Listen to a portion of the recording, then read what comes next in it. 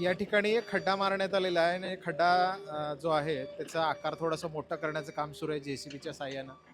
आसरा सोसायटीच्या परिसरामध्ये हे वडाचं झाड रिप्लांट केलं जात आहे. अशा पद्धतीने हे काम सुरू आहे हे आपण बघतोय.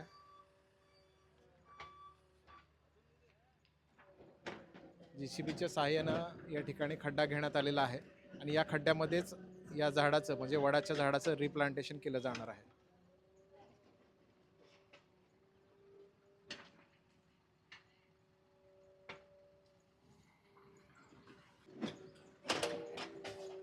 वडाच्या झाडाचं जे काही रिप्लांटेशनची प्रक्रिया आहे त्याच्या अंतर्गत या झाडाला खताची फवारणी केली जाते, म्हणजे हे झाड पुन्हा रिप्लांटेशन करण्यासाठी काही अडचणी येऊ नये. पाटील साहेब, हे आपण काय करतोय? स्ट्रेस रिलीफ आणि फंगीसाईडची ट्रीटमेंट घेतोय.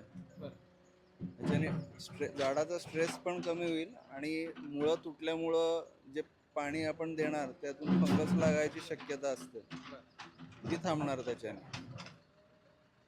प्रिकॉशन आणि नवीन मुळं पण फुटतील त्याच्यामुळे.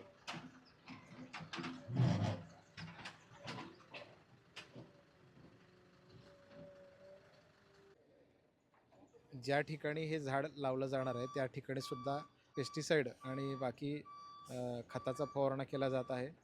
या ठिकाणी हे झाड रिप्लांट केलं जाणार आहे, त्याच्यामुळं प्रक्रिया याची पूर्ण केली जात आहे.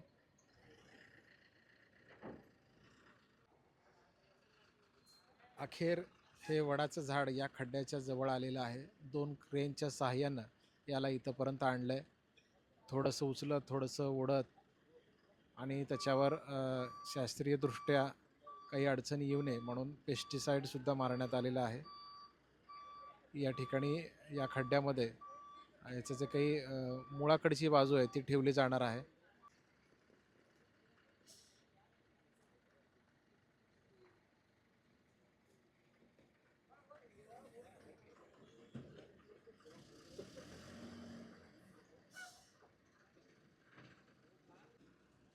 सकाळपासून हे झाड रिप्लांट करण्याची प्रक्रिया सुरू आहे. मूळ ज्या ठिकाणी पुलाच्या शेजारी झाड होतं त्या ठिकाणी या झाडाच्या मुळ्या तोडण्यात आल्या, त्याला लूज करण्यात आलं आणि लूज केल्यानंतर क्रेनच्या साहाय्यानं याला जवळपास 30 ते 50 फूट ओढत आणण्यात आलं आणि त्याच्यानंतर 2 क्रेनच्या साहाय्यानं याला उचलून या मैदानात स्वामी समर्थ मंदिराच्या समोरील मैदानात हे झाड रिप्लांट केलं जाणार आहे.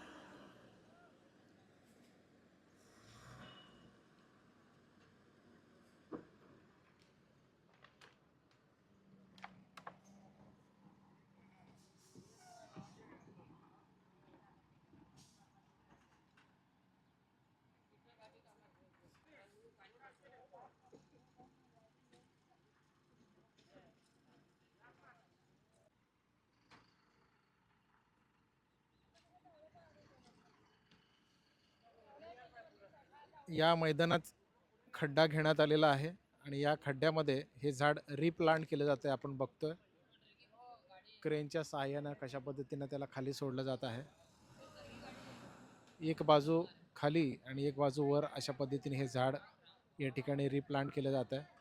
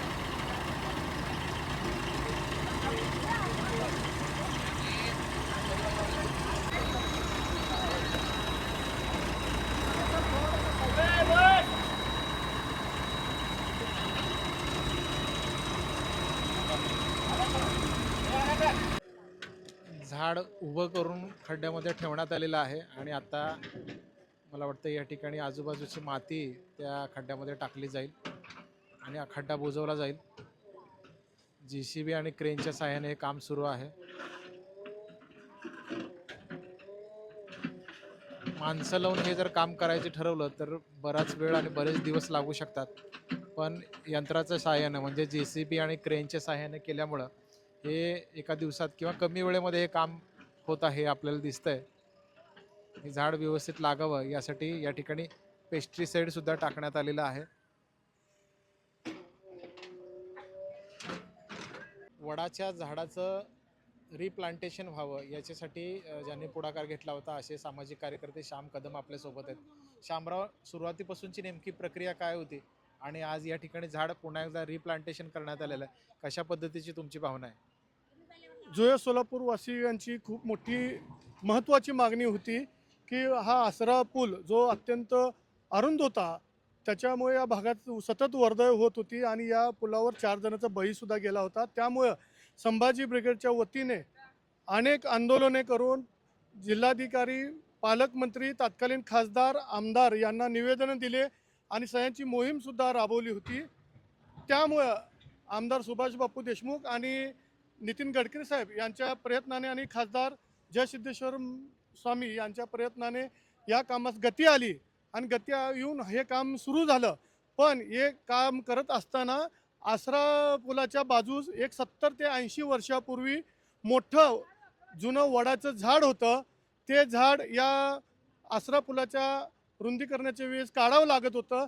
त्यामुळे येथील तमाम संभाजी ब्रिगेड असू दे, इको फ्रेंडली क्लबचे परशुरामजी कोकणे साहेब असू दे, आम्ही मिळून त्या संबंधित कॉन्ट्रॅक्टरला आणि प्रशासनाला वेळोवेळी कळले की या झाडाचं पुनरुत्थान झालंच पाहिजे, हे झाड जगलं पाहिजे. कारण हे खूप मोठ्या प्रमाणात ऑक्सिजन देणारं झाड आहे आणि हिंदू धर्मात या झाडाला सुद्धा अनन्यसाधारण महत्त्व आहे. त्यामुळं हे झाड वाचावं अशी तमाम जुळे सोलापूर वासियांची इच्छा होती आणि आज या ठिकाणी इको फ्रेंडली क्लबचे परशुरामजी कोकणे साहेब आणि संभाजी ब्रिगेडचे सर्व कार्यकर्ते यांच्या पाठपुराव्याला यश येऊन आज या ठिकाणी आसरा चौकामध्ये स्वामी समर्थ मंदिराच्या समोरील मोकळ्या जागेमध्ये या वडाच्या झाडाचे पुनरुत्थान होताना दिसत आहे. तुम्हाला आनंद आहे? होय, खूप मोठ्या प्रमाणात मला आनंद होतोय. कारण जी हे 75 ते 80 वर्षापूर्वीचं जुनं झाड होतं, या झाडातील काही आठवणीसुद्धा आमच्या होत्या आणि प्रचंड खूप मोठ्या प्रमाणात ऑक्सिजन देणारे झाड आहे आणि ते झाड वाचलं याचा आम्हाला मनस्वी खूप आनंद होतोय. जयेश दर्बी कलेक्शन कॉटन, लिनन यासह अनेक ब्रँडेड कंपन्यांच्या सूटिंग शर्टिंगसाठी जयेश दर्बी कलेक्शन, 7 रस्ता मोदी पंकाविरी जवळ सोलापूर. छोटे फंक्शन के लिए Mayur classic AC banquet hall मिलेगा सिर्फ 10,000 रुपयों में। Mayur classic AC banquet hall, जुड़े Solapur. Management by spice and ice events.